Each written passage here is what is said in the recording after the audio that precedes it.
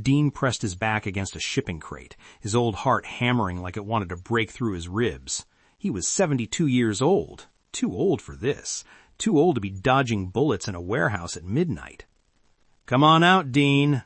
The voice belonged to Dawson Reed, the same man who'd been paying him good money for the past 5 years. "Let's make this quick. You won't feel a thing." Dean stayed quiet. His breath came hard and fast. His hands shook as he reached into his jacket pocket, feeling for his phone. Gone. Must have dropped it when he hit the ground. Another shot rang out. This one hit the crate above his head, sending splinters of wood raining down on him. "I know you're back there," Dawson called out. "There's nowhere to go. All the doors are locked." Dean closed his eyes. He'd been a fool. A damn fool. He should have seen this coming months ago. It started simple enough. 5 years back, Dean had been working the docks in Charleston, loading and unloading cargo ships. The work was hard on his body, but it paid the bills. Barely. His wife Bryn had passed 3 years before that, and he was just trying to make it through each day without thinking too much about being alone. That's when Dawson found him. Dawson was young, maybe 35, with perfect teeth and expensive suits. He owned some kind of trading company, import, export, that kind of thing. He'd approached Dean one afternoon while Dean was on his lunch break. "I need someone reliable, someone who knows boats, someone who can keep their mouth shut." Dean had been suspicious right away. "What kind of work?" "Moving packages. Small ones. Nothing dangerous. Just needs to be done quietly." "Drugs?" Dean had asked. "No." Dawson smiled. "Nothing like that. Just some items that need to avoid certain taxes and paperwork. Business stuff. You'd be doing maybe 1 run a month. $5,000 each time." $5,000? Dean nearly choked on his sandwich. That was more than he made in 2 months at the docks. He should have said no. Should have walked away. But the money was too good. And Dawson made it sound so simple. The first few runs were easy. Dean would take his old fishing boat out at night, meet a cargo ship about 20 miles offshore, pick up a small sealed container, bring it back to a private dock Dawson owned. No customs, no questions, cash in hand the next morning. Dean never opened the containers, didn't want to know. He figured it was jewelry, maybe, or watches, rich people stuff that they didn't want to pay import taxes on.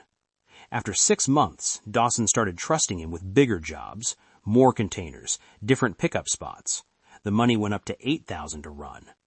Dean bought himself a new truck, fixed up his house, started eating at nice restaurants instead of microwaving frozen dinners every night. For the first time since Bryn died, life felt okay. He should have known it wouldn't last. 3 months ago, one of the containers had come open during a rough transfer. Dean had tried to secure it quickly, not looking at what was inside, but he saw it anyway. Gold bars, dozens of them, each one stamped with official markings. His stomach had dropped. This wasn't jewelry. This wasn't avoiding taxes. This was serious. This was the kind of thing that got people killed. He'd finished that run because turning back would have raised questions, but afterward he'd started asking around, carefully, quietly. What he learned made his blood run cold. Dawson Reed wasn't just some businessman. He ran one of the biggest gold smuggling operations on the East Coast. He had connections with mines, refineries, even government officials. The gold Dean was moving was stolen, or illegally mined, or taken from places it shouldn't have been taken from. And Dawson was making millions. Dean had decided to stop. He'd go to Dawson, give him back the money from the last run, say he was too old, his health was bad, whatever excuse would work. But tonight, when he'd shown up at the warehouse to have that conversation, Dawson had been waiting with a gun. "You've been asking questions." No greeting, no smile, just that flat statement and the gun coming up. Dean had run. Now he was trapped behind a crate, listening to Dawson's footsteps coming closer. "You think you don't know what I've been doing?" Dawson's voice was calm, almost friendly. "You think I don't have people watching? The minute you started poking around, I knew you'd become a problem." Dean's mind raced. The warehouse was big, full of crates and equipment. If he could make it to the office on the far side, there might be a phone or a weapon, something. "I just wanted to quit," Dean called out. His voice sounded old and tired even to himself. "I wasn't going to say anything to anybody."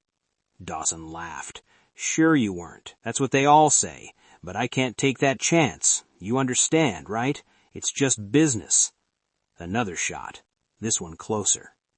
Dean took a deep breath. Then he moved. He pushed away from the crate and ran, his old legs pumping, his heart screaming.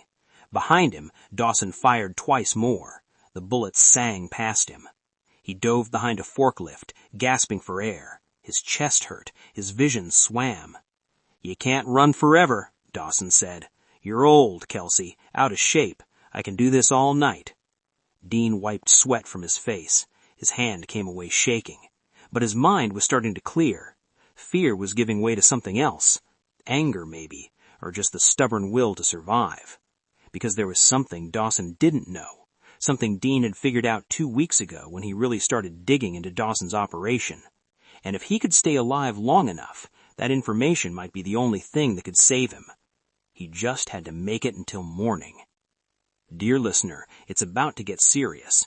Do well to subscribe to this channel, share so others can hear, like so we feel you, and tell us where you're watching from. Dean's lungs burned. He couldn't keep running like this. His body wasn't built for it anymore.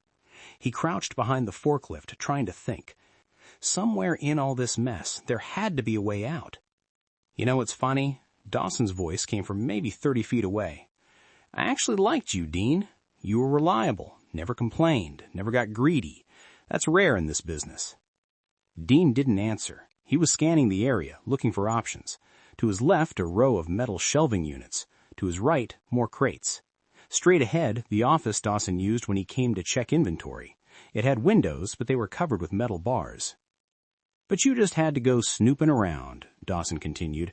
Couldn't just take your money and be happy. Had to start asking questions about where the gold came from. Dean's jaw tightened. He hadn't been snooping out of curiosity. He'd been trying to figure out how deep he was in, whether he could go to the police without ending up in prison himself. The answer had been no. He was too deep. 5 years of smuggling runs. Even if he turned on Dawson, he'd spend the rest of his life behind bars. So he'd kept digging, and that's when he found something interesting. I'm going to count to 10, Dawson said. Then I'm going to start shooting into every hiding spot in this warehouse until I hit you. 1, 2... Dean moved again. He stayed low, using the shadows, heading toward the back wall. His knees protested with each step. His hip, the one he'd injured in a boating accident 10 years ago, sent sharp pains up his side. 3, 4... There was a door back here. Dean had seen it before. It led to a storage room where Dawson kept equipment. It might have a phone, or tools he could use as weapons, or another way out. 5, 6... Dean reached the door, tried the handle, locked. 7, 8... He looked around desperately. Next to the door was a fire extinguisher mounted on the wall. Not much of a weapon, but better than nothing. He grabbed it, the metal cold and heavy in his hands. 9... Wait, Dean shouted. The counting stopped. I know about the mine, Dean said. Silence. Then footsteps. Dawson was coming closer, but he wasn't shooting anymore. What mine? Dawson's voice was careful now. The one in Montana, the one you don't own. More silence. Dean's heart hammered. He was betting everything on this, on what he'd learned 2 weeks ago after calling it a favor from an old friend who worked in public records. You're guessing, Dawson said, but his voice had changed now. There was something in it. Uncertainty. The Paxton mine, Dean said, outside of Butte. You've been moving gold there for 3 years, telling your buyers it's your operation, but it's not. You don't own it. I heard Dawson take a breath. You're guessing. I've got documents, Dean lied. Copies of the real ownership papers, records of your shipments. I've got it all stored somewhere safe. If anything happens to me, it all goes to the authorities. This was a bluff. Dean had documents, sure, but they weren't stored anywhere safe. They were in a folder under his bed at home. But Dawson didn't know that. You're lying, Dawson said, but he sounded less certain now. Try me, Dean said. Shoot me and find out. He waited, gripping the fire extinguisher, ready to swing it if Dawson came around the corner. But Dawson didn't come. Instead, his voice drifted from the darkness. So what do you want? Money, is that it? You want a bigger cut? I want to talk, Dean said. That's all, just talk. What about? About who really owns that gold you've been selling. Another long pause. Then Dawson said, "Come out where I can see you, hands up." "Put the gun down first." Not happening. "Then we're at a standoff," Dean said. His legs were shaking from crouching so long. "I can stay here all night if I have to." I heard Dawson sigh, then the sound of metal on concrete. "Fine, guns down. Come out." Dean didn't trust him, but he didn't have many options. Slowly, he stood up, keeping the fire extinguisher ready. He stepped out from behind the wall. Dawson stood about 20 feet away, hands at his sides. The gun was on the ground near his feet. He could grab it in a second if he wanted to. "Talk," Dawson said. Dean's mouth was dry. "The Paxton mine is owned by a company called Garrett Holdings. You know who runs Garrett Holdings? Enlighten me." "Your uncle, Garrett Reed." Dawson's face didn't change, but something flickered in his eyes. "Your uncle owns the mine," Dean continued. "He owns the refinery where the gold gets processed. He owns the trucking company that moves it to the coast. He even owns this warehouse we're standing in right now." "So what? That doesn't mean anything." "It means you're not the big boss you pretend to be," Dean said. "You're just a middleman. Your uncle gives you the gold, you sell it to buyers, and you get a percentage. But he owns everything, the whole operation. You're just an employee." Dawson's jaw clenched. "You don't know what you're talking about." "I know your buyers think they're dealing with you," Dean said. "I know they pay top dollar because they think you're the source, but you're not. And I bet your uncle doesn't know you've been marking up the prices and keeping the extra for yourself." Now Dawson's face changed, a flash of anger, quickly hidden. Dean pressed on. "That's why you wanted to kill me, not because I knew too much, because you thought I might tell your uncle about your side business, about how you've been skimming millions off the top." "Shut up," Dawson said quietly. "How much have you stolen from him? 5 million? 10? More?" "Shut up!" Dawson's hand moved toward the gun on the ground, but Dean was ready. He threw the fire extinguisher. It hit Dawson in the chest, knocking him backward. He stumbled, fell. Dean ran. His old body screamed at him, but he ran anyway, heading for the main doors. His feet pounded on concrete. Behind him, he heard Dawson's cursing, scrambling to get up. The doors were closer now, 30 feet, 20. A gunshot rang out. Something hot grazed Dean's shoulder, spinning him around. He fell, hit the ground hard. Pain exploded through his side. He looked back. Dawson was standing now, the gun raised, walking toward him. "You shouldn't have figured that out," Dawson said. "You really shouldn't have." Dean tried to get up, but his body wouldn't cooperate. The room was spinning. He could feel blood soaking through his shirt. Dawson stood over him now, pointing the gun at his head. "Any last words?" Dean looked up at him. His mind was getting foggy, but he managed to smile. "Yeah, check your phone." Dawson frowned. "What?" "I sent your uncle a message an hour ago. Asked him to meet me here. Should be arriving any minute now." Dawson's face went pale. "You're lying." "Am I?" They both heard it at the same time. A car engine outside. Headlights swept across the warehouse windows. Dawson looked toward the entrance, then back at Dean, his face twisted with rage and panic. Then he ran. Dean lay on the cold concrete, listening to Dawson's footsteps fade away. He heard a door slam, an engine start, tires squealing. The warehouse doors opened. Footsteps approached. Dean tried to focus, but his vision was getting darker. A face appeared above him. An older man, maybe 60, with gray hair and cold eyes. "You Dean?" the man asked. Dean nodded weakly. "I'm Garrett Reed. You sent me a very interesting message. Said your nephew was stealing from me. Said you had proof." "Under my bed," Dean whispered. "At my house. Everything's there." Garrett pulled out a phone, made a call. "Yeah, I need an ambulance. And get a team to—" He rattled off Dean's address. Dean's eyes were closing. He felt hands checking his wound, applying pressure. "Stay with me," Garrett said.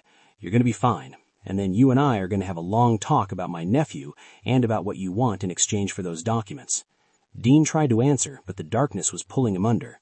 The last thing he heard before passing out was Garrett's voice, cold and calm. "Don't worry. We'll take care of everything." Dean woke up in a hospital bed. For a moment, he didn't remember where he was or how he got there. Then the pain in his shoulder reminded him. The warehouse, Dawson, the gunshot. He tried to sit up and immediately regretted it. His whole body felt like it had been run over by a truck. "Easy," a nurse appeared beside him. "You've been out for 2 days. You need to rest." 2 days? Dean's voice came out as a croak. You lost a lot of blood. The bullet went through your shoulder, missed anything vital. You were lucky. Lucky. That was one way to put it. The nurse checked his vitals, adjusted his IV, then left. Dean stared at the ceiling, trying to piece everything together. He remembered Garrett Reed showing up, remembered passing out, but after that, nothing. The door opened again. This time it wasn't the nurse. Garrett Reed walked in wearing an expensive suit and carrying a briefcase. He looked exactly like Dean remembered. Calm, cold, like a man who'd seen everything and wasn't impressed by any of it. "You're awake," Garrett said. He pulled up a chair and sat down. "Good. We need to talk." "Where's Dawson?" Dean asked. "Gone. Ran that night. We've been looking for him, but he's smart enough to stay hidden." Garrett's face showed no emotion. "For now." "You gonna kill him when you find him?" Garrett smiled. It wasn't a warm smile. "That's family business, not yours." He opened the briefcase and pulled out a folder. The folder. Dean recognized it, the one that had been under his bed. "Your documents were very interesting," Garrett said. "Shipment records, dates, amounts. You did good work tracking all this down." "I needed insurance," Dean said. "Smart. Except you made one mistake." Garrett leaned back in his chair. "You assumed I didn't know what my nephew was doing." Dean's stomach dropped. "I've known for 6 months, known he was skimming, known he was marking up prices to the buyers, known he was stealing from me. Then why didn't you stop him?" "Because I was waiting to see how far he'd go, how greedy he'd get." Garrett's eyes were like ice. "Turns out, pretty far. He was planning to cut me out completely, take over the whole operation. Your little investigation just moved up my timeline." Dean's mind raced. "So you used me?" "No, you inserted yourself. I just took advantage of the situation." Garrett pulled out another document. "This is the deed to your house and your bank statements. You've made $400,000 over 5 years working for Dawson. Not bad for an old sailor." Dean said nothing. "Here's what's going to happen," Garrett said. "You're going to recover from that gunshot. Then you're going to go back to your normal life. You'll forget everything you know about me, about Dawson, about the gold. In exchange, I won't have you arrested for smuggling. That's it. That's it. You walk away, free and clear." Dean studied the older man's face. "What if I say no? What if I go to the police?" Garrett smiled again. "Then you'll spend the rest of your life in prison, and I'll make sure it's not a comfortable prison. I have friends in the system, guards who owe me favors, inmates who work for me. You wouldn't last a month." "You'd kill me anyway." "No, I'm not my nephew. I don't kill people for knowing things. I kill people who talk about things." Garrett stood up. "Keep your mouth shut and you'll live a long, quiet life. Open it and you'll die badly. Simple choice." He headed for the door, then paused. "Oh, and Dean, that $400,000 you made, consider it your pension. Use it well." The door closed behind him. Dean lay there staring at the ceiling again. His shoulder throbbed, his mouth was dry, and his mind was spinning with everything that had just happened. He'd survived. Barely, but he'd survived. And Garrett was right. It was a simple choice. 3 months later, Dean stood on the deck of his fishing boat watching the sunrise over Charleston Harbor. His shoulder had healed mostly, still got stiff sometimes, especially when it rained, but the doctors said he was lucky. Another inch to the left and the bullet would have hit his lung. He hadn't heard from Dawson, hadn't heard from Garrett either. The news reported that a body had been found in a warehouse in Atlanta, burned beyond recognition. The police said it might be connected to organized crime, but they had no leads. Dean didn't ask questions, didn't want to know. He'd quit working at the docks. With the money he'd saved, he didn't need to work anymore. He spent his days fishing, fixing up his boat, visiting Bryn's grave on Sundays. It was a quiet life, boring even, but after everything that had happened, boring felt good. He was about to head back to shore when his phone rang. Unknown number. He almost didn't answer, then curiosity got the better of him. Hello? Dean. The voice was familiar, cold. Garrett Reed. Dean's heart started pounding. I haven't said anything to anybody. I kept my word. I know. That's why I'm calling. A pause. I have a job for you. No, the deal was you keep quiet and I don't kill you. That deal stands. This is something new. I don't want anything to do with your business. It's not about the gold, Garrett said. I need someone to move some cargo, legal cargo, medical supplies going to Haiti. The organization I work with needs a boat and someone who knows what they're doing. 3 days' work, $20,000. Dean was quiet. $20,000 for legal work didn't make sense. What's the catch? No catch. I'm expanding into legitimate business, trying to clean things up. I need people I can trust, people who know how to keep their mouth shut.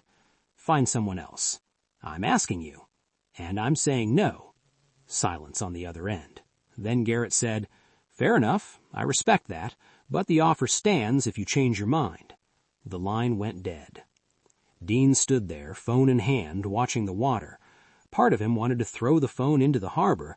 Part of him wanted to believe Garrett was telling the truth about going legitimate. But he knew better. Men like Garrett didn't change. They just got better at hiding what they were. He started the boat's engine and headed back to shore. That night, Dean couldn't sleep. He kept thinking about Garrett's call, about the money, about what it meant that Garrett had reached out at all. Around midnight, he got out of bed and went to his kitchen, poured himself a glass of water, and sat at the table.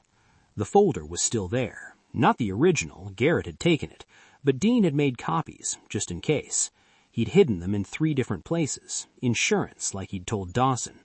He pulled out one of the copies now and flipped through it, all the evidence of what Dawson had been doing, what Garrett was still doing, enough to put them both away for life, if he wanted to. But he didn't want to. He wanted to forget, wanted to move on, wanted to grow old in peace.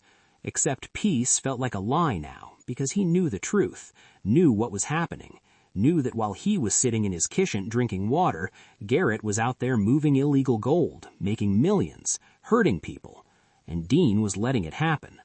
He thought about Bryn. What would she say if she were here? She'd always been the moral compass in their marriage, the one who pushed him to do the right thing even when it was hard. What do I do? He whispered to the empty kitchen. No answer came. He sat there until the sun came up, the folder open in front of him, trying to decide who he wanted to be, an old man who kept his head down and lived quietly, or an old man who did the right thing even if it cost him everything. By the time the morning light filled the kitchen, he still hadn't decided, but he knew one thing for certain. This wasn't over, not really. Men like Garrett and Dawson didn't just disappear. They came back. They always came back. And when they did, Dean needed to be ready. He closed the folder and put it back in its hiding place, then picked up his phone and made a call. Charleston Police Department, how can I help you? Dean took a deep breath. I need to speak to someone about a smuggling operation, and I need protection. The operator paused. Sir, can you give me more details? Not over the phone. I need to meet with someone in person, someone high up, and I need it to happen today. Okay, I'll transfer you to a detective. While he waited, Dean looked out the window at the harbor, at the boats bobbing in the water, at the life he'd built here. He was about to throw it all away. Maybe end up dead, maybe end up in prison anyway, but at least he'd be able to look at himself in the mirror. A voice came on the line. This is Detective Finley. I understand you have information about a smuggling operation. Yeah, and it's bigger than you think. I need to come in, but I want a deal first. Immunity for my testimony. We can talk about that when you get here. Can you come to the station? No, somewhere public, with cameras. These people have connections everywhere. Okay, there's a coffee shop on Meeting Street, Peyton's place. Know it? I'll find it. 2 hours. I'll be there. Dean hung up. His hands were shaking. His heart was pounding. Every instinct screamed at him to hang up, to forget this, to take Garrett's deal and disappear. But he didn't. Instead, he got dressed, grabbed the folder, and headed out the door. Whatever happened next, at least he'd go down fighting. And maybe, just maybe, he'd take Garrett Reed down with him. Let us know in the comments section if you would have taken same decision of trying to bring Gareth Reed down, or lying low and moving on with your life. Detective Finley was younger than Dean expected. Maybe 35, with short brown hair and tired eyes. She sat across from him at Peyton's place, a coffee shop busy enough that no one paid attention to two people having a serious conversation in the corner. "So," Finley said, stirring her coffee, "you said this was big. How big are we talking?" Dean glanced around the shop. Old habits, making sure no one was listening. Millions, maybe tens of millions. Gold smuggling operation running for at least 5 years, probably longer. Finley pulled out a notepad. "And you were involved how?" "I moved the cargo, boat runs, pick up offshore, delivery to private docks." Dean's mouth was dry. "I didn't know what I was moving at first. By the time I figured it out, I was too deep." "Why come forward now?" "Because someone tried to kill me 3 months ago, and because I'm tired of looking over my shoulder." Finley wrote something down. "You mentioned wanting immunity. I'm not going to prison for this. I'll tell you everything I know, but I need protection and I need immunity." "That's not my call. I'd have to talk to the DA." She looked up at him. "But I need to know what you're offering first. Names, evidence, something solid." Dean slid the folder across the table. "Everything's in there. Shipment records, dates, locations, names of the people involved." Finley opened the folder and started reading. Her eyebrows went up. After a minute, she looked at Dean. This is really detailed. How'd you get all this?" "I'm old, not stupid. I kept records of every run, took photos when I could, made copies of paperwork I wasn't supposed to see. And these names," Finley tapped the page. "Dawson Reed, Garrett Reed. You're saying Garrett Reed is running this operation?" "Yes." "The Garrett Reed? The one who owns half the commercial real estate in Charleston?" "That's him." Finley sat back. "Jesus, do you know what you're saying? This guy has lawyers, good ones. He's donated money to the mayor's campaign, the governor's campaign. Hell, probably the police commissioner's campaign too." "I know who he is," Dean said. "That's why I need protection." Finley closed the folder. "I need to make some calls. This is way above my pay grade." She stood up. "Stay here. Don't go anywhere. I'll be back in 20 minutes. She walked outside, phone already to her ear. Dean sat there, his coffee getting cold, watching people come and go. A young mom with 2 kids, a businessman on his laptop, a couple holding hands. Normal people living normal lives, not running from criminals, not sitting in coffee shops making deals with detectives. He envied them. 20 minutes turned into 30, then 40. Dean was starting to think Finley wasn't coming back when she walked through the door with another man. He was older, maybe 50, with gray at his temples, and a suit that looked expensive. He had the kind of face that had seen everything and wasn't impressed. "Dean?" the man said, sitting down. "I'm Agent Tucker Brennan, FBI." Dean's stomach dropped. "FBI?" "Detective Finley called me after reading your folder.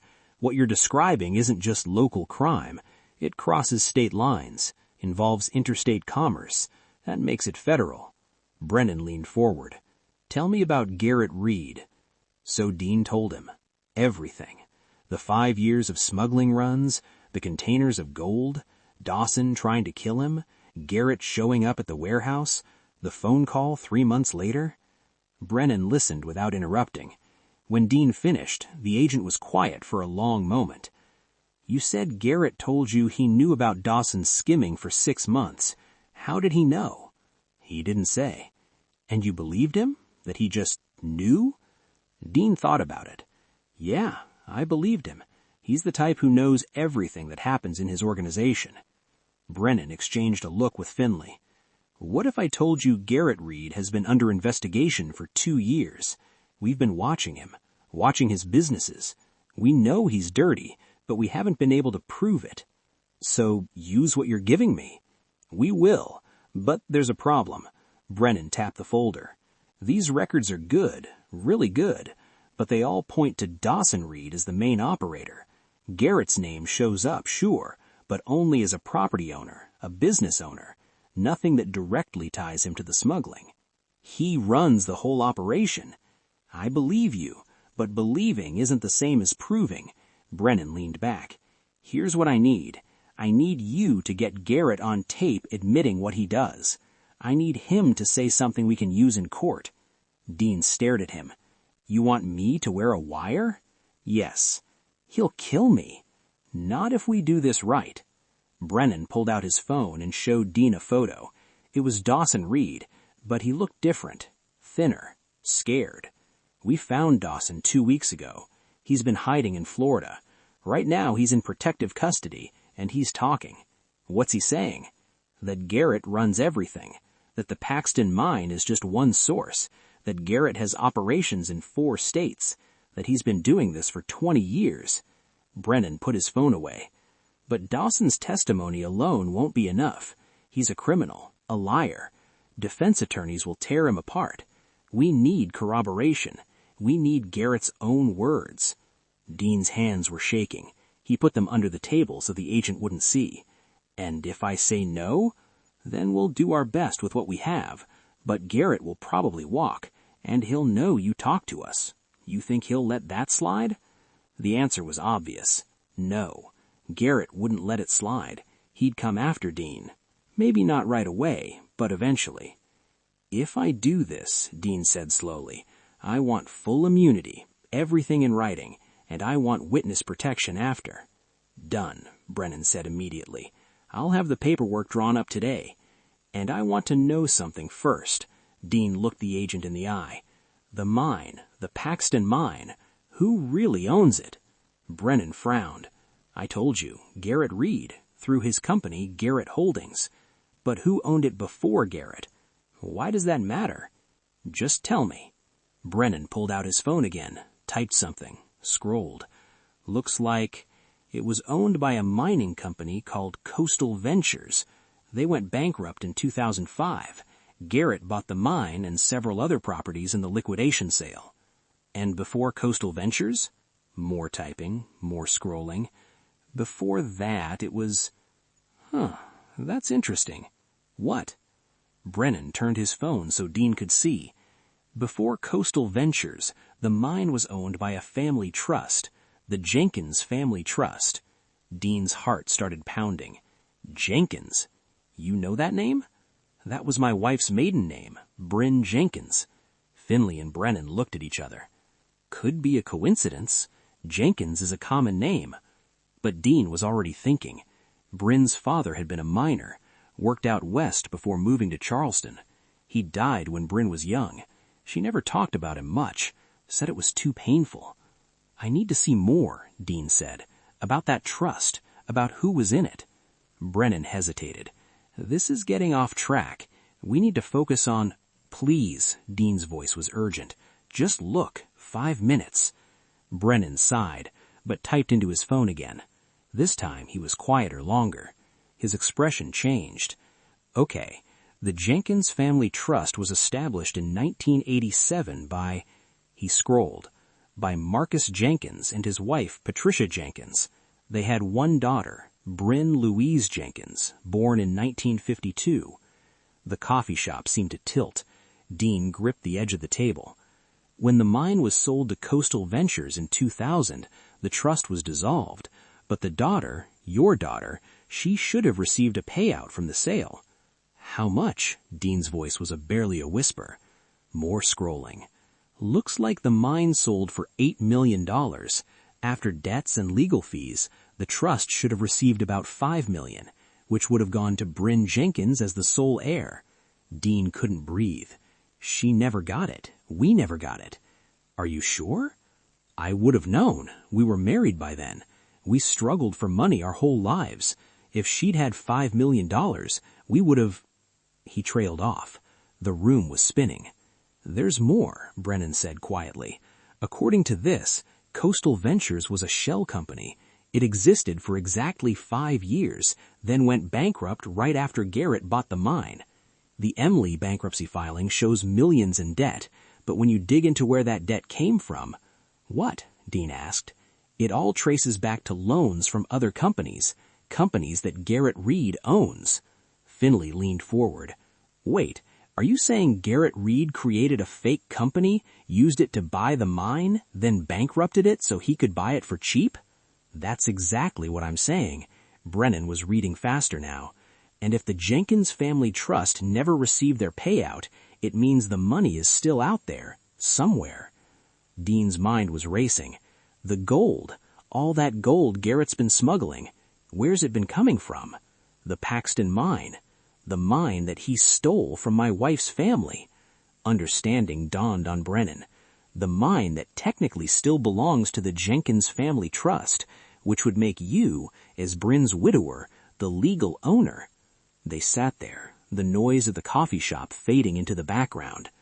I own it then, Dean said softly. All of it. The mine, the gold, everything. If we can prove the sale was fraudulent, then yes, legally you'd have a claim. Dean started laughing. It came out shaky, almost hysterical. All this time, all these years, he'd been smuggling gold from a mine that belonged to his own family. Garrett must have known, must have figured it out at some point. That's why he'd let Dean go, why he hadn't killed him. Because killing the legal owner of the mine would bring too much attention. So what do we do? Dean asked. Brennan closed his phone. First, we get Garrett on tape. Then we unravel this whole thing. The fraud, the smuggling, all of it. He looked at Dean. You up for this? Dean thought about Bryn, about the life they could have had if her family's mine hadn't been stolen, about all the years they'd struggled while Garrett Reed got rich off gold that should have been theirs. Yeah, Dean said, I'm up for it. Dean spent the next week living in a safe house outside Charleston. It was a small apartment above a laundromat, the kind of place nobody looked at twice. Agent Brennan said it was secure, that nobody knew about it except the FBI. Dean wasn't so sure. Garrett had connections everywhere. He barely slept. Every creak in the floorboards made him jump. Every car that passed outside made him check the window. He kept thinking about Dawson in that warehouse, gun pointed at his head. Only this time, it would be worse, because now Garrett knew Dean was digging. On the third day, Brennan showed up with a banker's box full of documents. This is everything we could find on the Jenkins Family Trust, Brennan said, dumping the box on the kitchen table. Bank records, legal filings, correspondence. It's a mess, but it's all here. Dean stared at the box. Where'd you get all this? Called in some favors, public records mostly. Some of it took longer to track down. Brennan pulled out a thick folder. This is the important part. The sale documents from when the mine went to Coastal Ventures. He spread papers across the table. Dean picked one up. It was dated March 2000, a purchase agreement between the Jenkins Family Trust and Coastal Ventures Mining Corporation. See this signature? Brennan pointed. That's supposed to be your wife's signature, Bryn Jenkins. Dean looked at it. The handwriting was messy, rushed. That's not her signature. You sure? I was married to her for 40 years. I know her handwriting. He pulled out his wallet, showed Brennan an old birthday card. The writing was completely different. Neater, more careful. This is Bryn's handwriting. That signature on the contract is fake. Brennan took a photo of both. That helps, but we need more. We need to prove Bryn never received the money from the sale. Where would that money have gone? According to the sale documents, it should have been deposited into a bank account under the trust's name, but I can't find any record of that account existing. Brennan pulled out more papers. What I did find is interesting. 2 months after the sale, a new account was opened at First Charleston Bank, $5 million deposited, account holder listed as Patricia Jenkins. That was Bryn's mother. She died in 1998. Exactly. Someone opened an account in a dead woman's name and deposited the money there.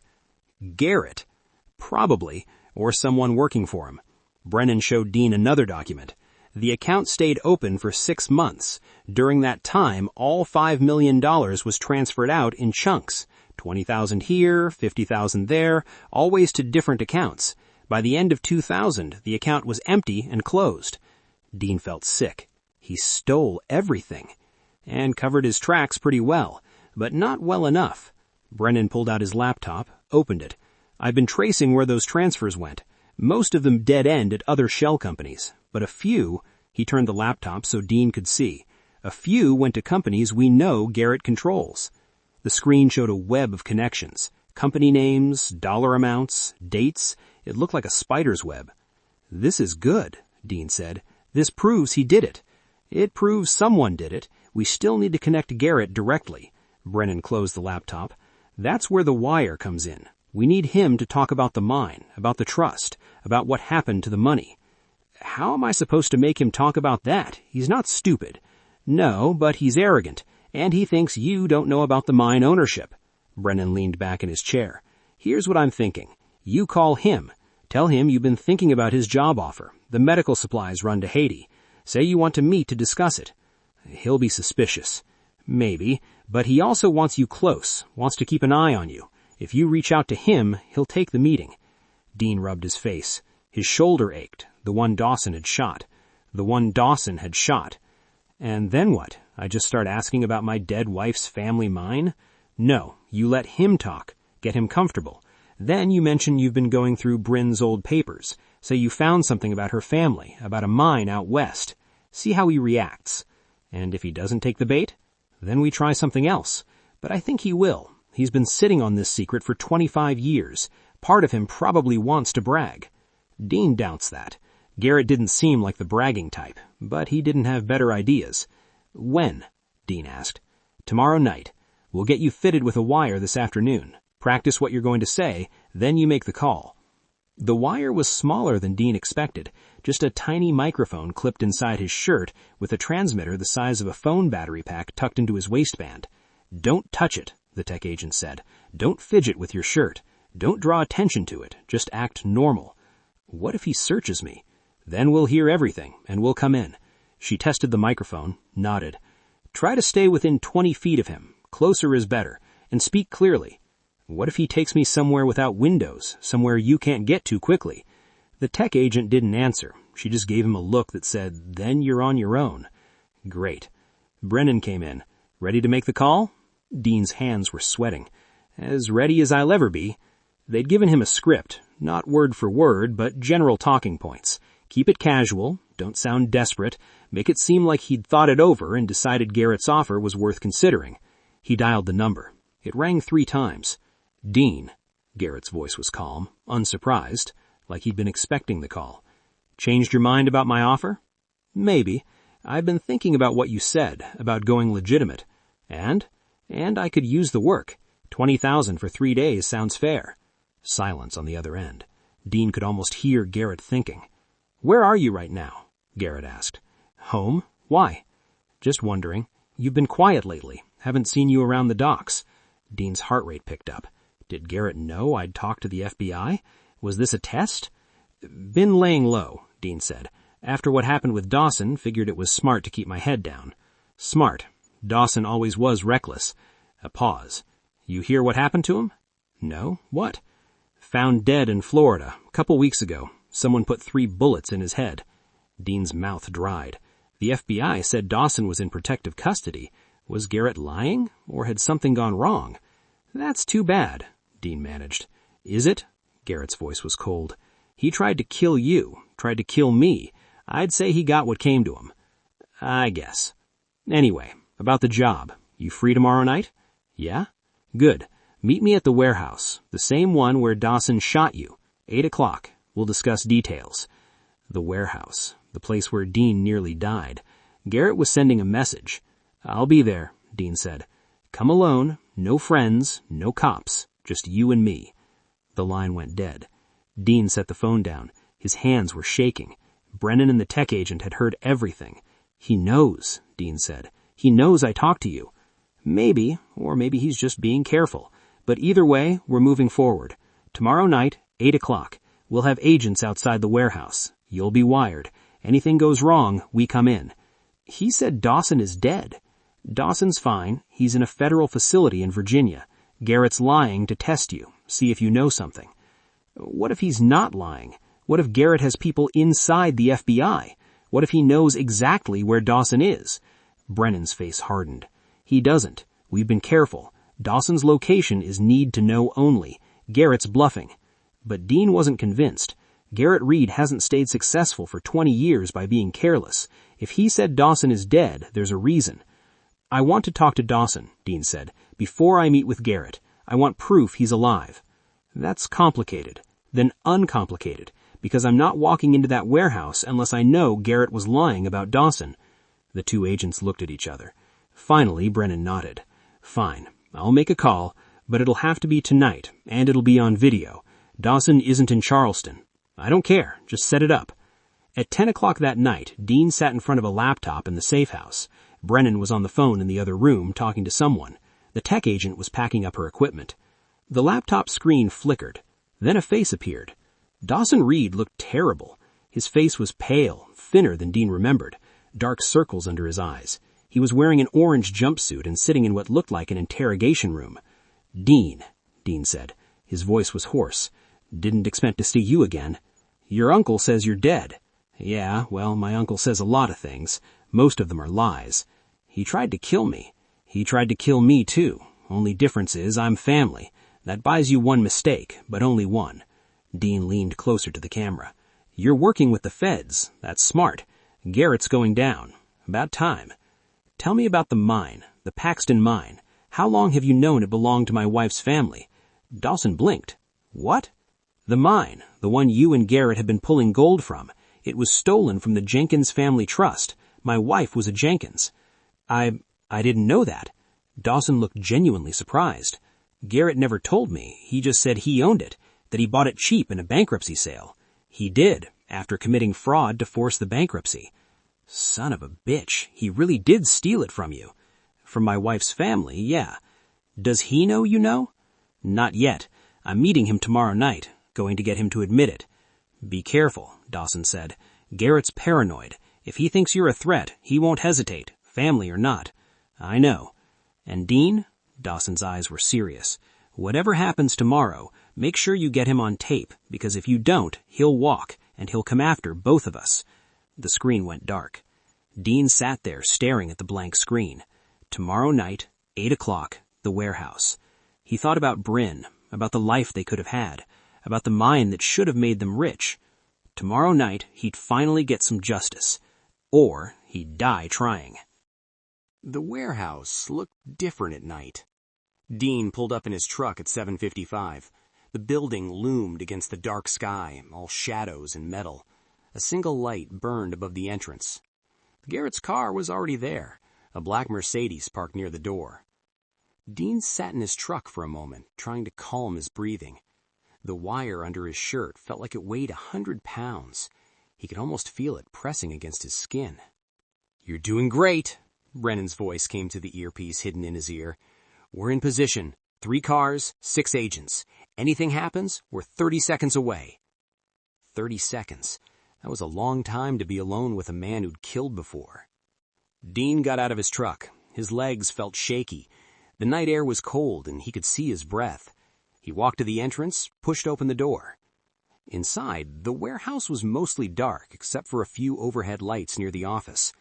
Garrett stood there, leaning against a desk, arms crossed.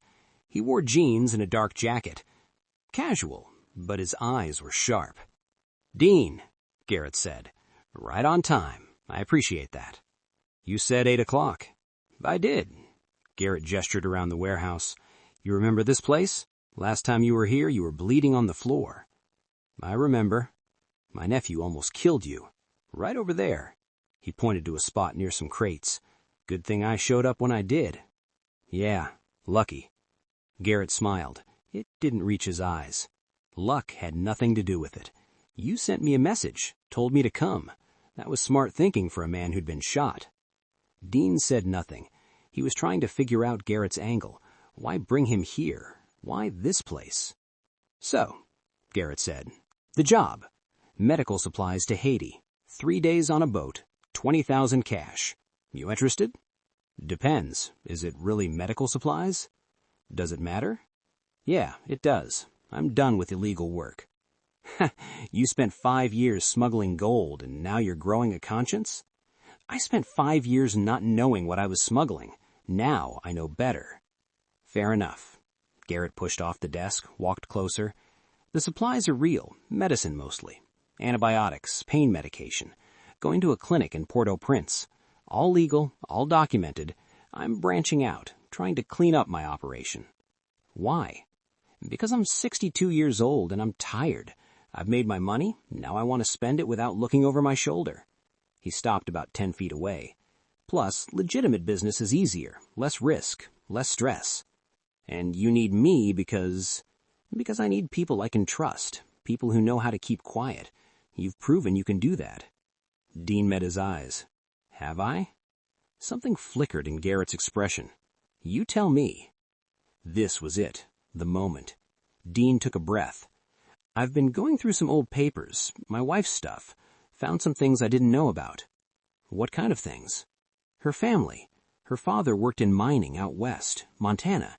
Turns out he owned a mine, left it to Bryn when he died.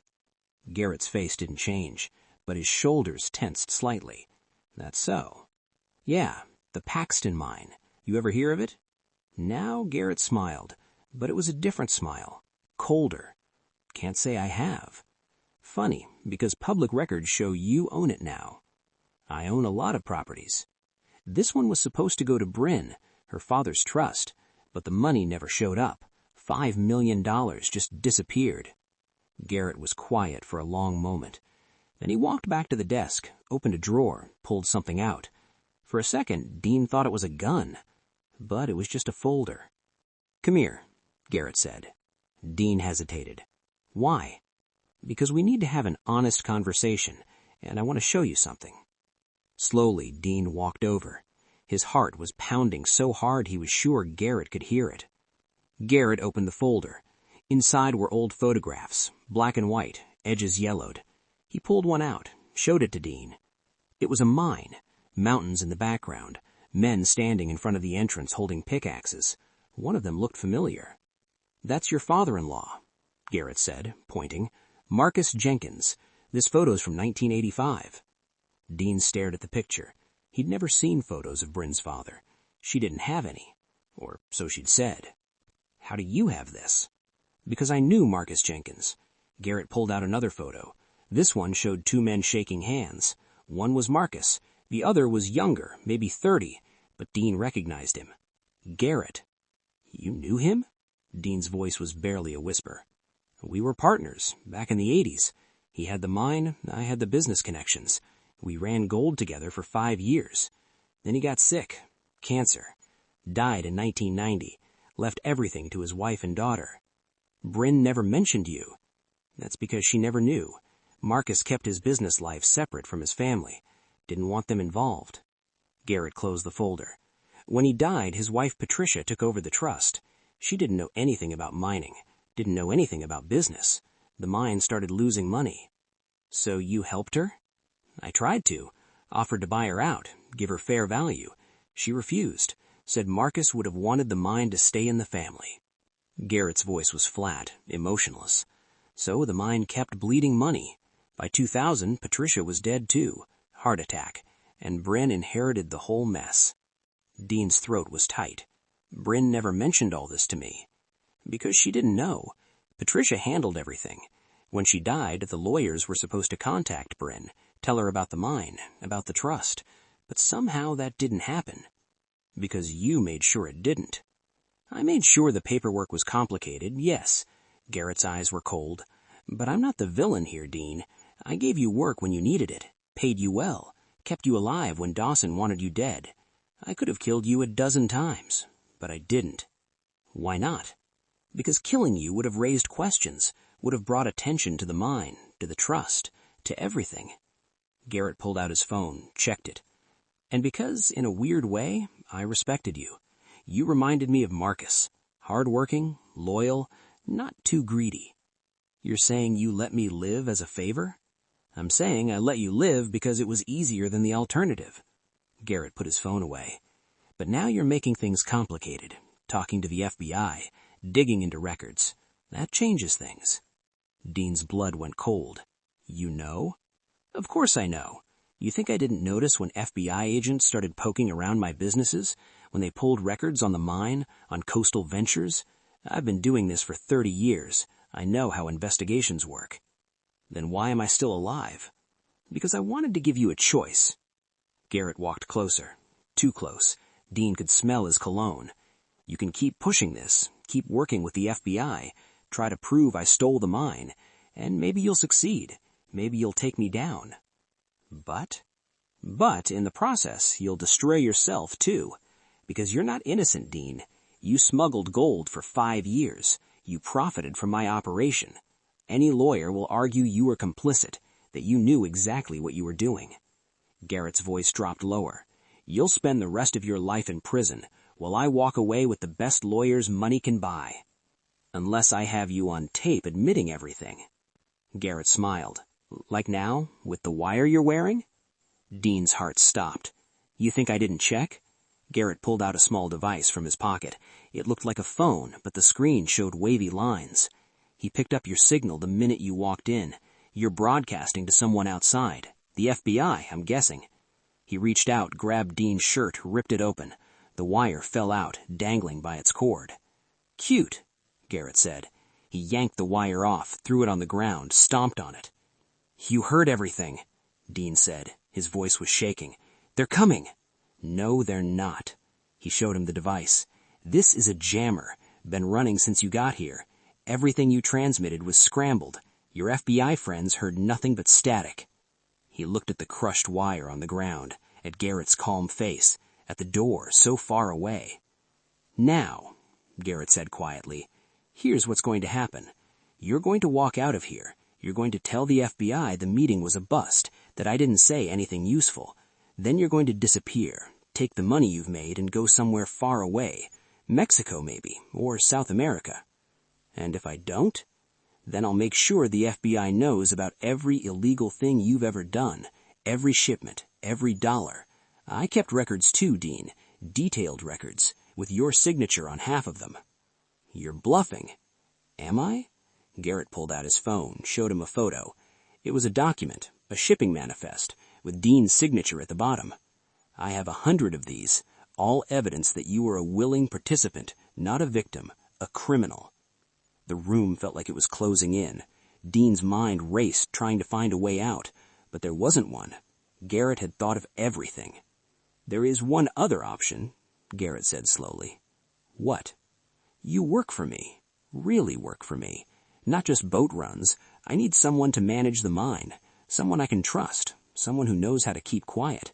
He put his phone away. The job pays $500,000 a year, plus bonuses. You'd be comfortable, safe, and you'd be honoring your wife's legacy, managing the mine her father built. I couldn't believe what he was hearing. You're offering me a job after everything? I'm offering you a future, a real one. Not prison, not running, just honest work and good money. Garrett extended his hand. What do you say? Dean looked at the hand, at Garrett's face, at the crushed wire on the ground. And then he started laughing. It came out shaky at first, then stronger. He laughed until his sides hurt, until tears ran down his face. What's so funny? Garrett asked. His hand dropped. You, Dean said, wiping his eyes, you think you've won, think you've thought of everything, but you made one mistake. What mistake? You forgot to check for the backup wire. Garrett's face went white. What? Dean pulled up his pant leg. Taped to his calf was another small device, another microphone, this one still blinking green. The FBI knew you'd check for a wire, so they gave me 2, the obvious one you'd find, and this one, Dean smiled. And this one doesn't use radio frequency. It records directly. Everything you said in the last 10 minutes is saved on a hard drive, he said, moving away backwards. Garrett lunged for him, but Dean was already moving, backing toward the door. His old legs moved faster than they had in years. Stop, Garrett shouted. But Dean kept running. Behind him, he heard Garrett chasing, heard his footsteps pounding on concrete. The door burst open. Agent Brennan rushed in, gun drawn. 5 other agents behind him. FBI, hands up! Garrett skidded to a stop. For a moment, he looked like he might run. Then his shoulders sagged, and he put his hands up. Garrett Reed, you're under arrest for fraud, money laundering, and smuggling. 2 agents grabbed Garrett, put him in handcuffs. He didn't resist, just looked at Dean with cold, dead eyes. You'll regret this, Garrett said quietly. No, Dean said. I won't. They led Garrett outside. Dean followed, his latest finally giving out once he got to the parking lot. He sat on the bumper of Brennan's car, breathing hard. You okay? Brennan asked. Yeah, just tired. You did good, really good. We got everything we needed. Brennan sat next to him. The confession about the mine, about the fraud, about knowing Marcus Jenkins, all of it. What happens now? Now we build the case. With Dawson's testimony and Garrett's confession, we have enough to put him away for 20 years, maybe more. Brennan smiled. And the mine goes back to its rightful owner, you. Dean looked up at the night sky. Stars were starting to come out. He thought about Bryn, about how she'd never known her father's legacy, never knew what should have been hers. I don't want it, Dean said. What? The mine. I don't want it. He looked at Brennan. Can I donate it to charity or something? You could, but that's a lot of money to give away. I know, but I don't need it. Never did. Dean stood up slowly. His shoulder ached, his legs hurt, but he felt lighter than he had in years. Bren and I were happy without money. We had each other. That was enough. So what will you do? I don't know. Fish, maybe? Fix up my boat? Visit Bryn's grave more often? He smiled. Live a quiet life, like I should have from the start. Brennan stood too. You earned that, a quiet life, after everything you've been through. They shook hands, then Dean walked to his truck, got in, and drove away from the warehouse. In his rearview mirror, he watched the FBI agents loading Garrett into a car, watched the warehouse lights getting smaller. And for the first time in 5 years, Dean felt free. 2 months later, Dean stood at Bryn's grave. The headstone was simple, just her name, dates, and the words, beloved wife. He'd brought flowers, yellow roses, her favorite. I figured it out, he said to the stone, about your father's mine, about what happened to the money. I got it back. Well, sort of. The wind rustled through the trees. A bird sang somewhere nearby. I'm donating it, the mine, all of it, to a charity that helps miners and their families. Seemed like something your dad would have wanted. He knelt down, placed the flowers on the grave. I'm sorry I didn't know sooner. Sorry I couldn't give you the life you deserved. But I hope you understand why I did what I did, why I risked everything to make it right. The wind picked up. The flowers moved slightly. Dean stood up, wiped his eyes. I miss you every day, but I think I'm going to be okay now, finally. He walked back to his truck, started the engine, and drove toward the marina. He had a boat to fix, a life to live, and for the first time in a long time, the future looked bright.